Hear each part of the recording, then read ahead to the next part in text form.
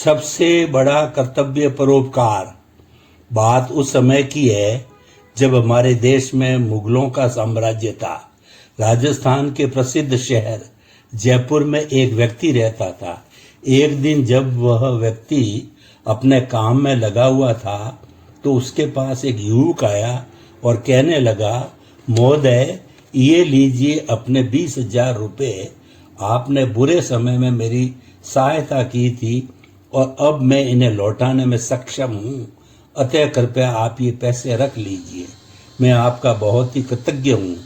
यह सुनकर वह व्यक्ति ध्यानपूर्वक युवक को देखते हुए बोले, माफ करना, लेकिन मैंने तो आपको पहचाना नहीं और नहीं मुझे याद आ रहा है कि मैंने कभी कोई पैसे आपको दिए थे।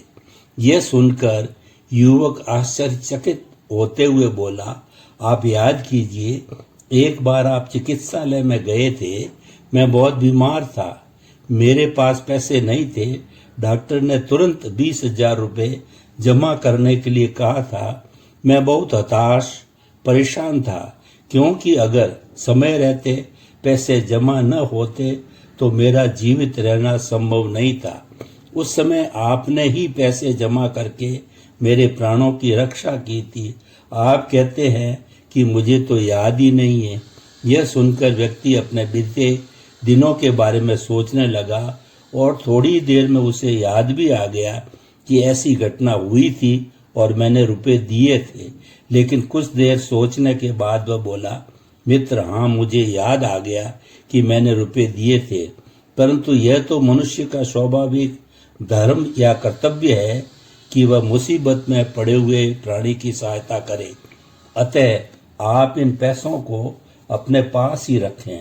हाँ, इतना जरूर करें कि अगर आपको भी कोई जरूरतमंद व्यक्ति मिले तो ये रुपए आप उसको दे दें, और अगर आपके पास भी ऐसी स्थिति उत्पन्न हो जाए तो आप भी उस व्यक्ति को यही कहें कि वह भी आगे इसी प्रकार किसी जरूरतमंद की सहायता करे।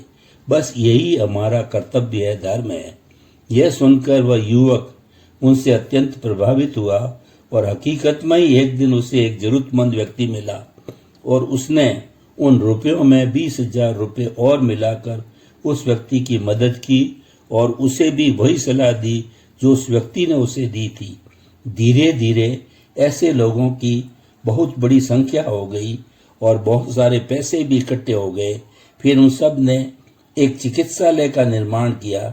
वहां पर आज भी निःशुल्क चिकित्सा प्रदान की जाती है। इस कहानी से हमें यह शिक्षा मिलती है कि हम सबको निस्वार्थ भाव से एक दूसरे की मदद करनी चाहिए।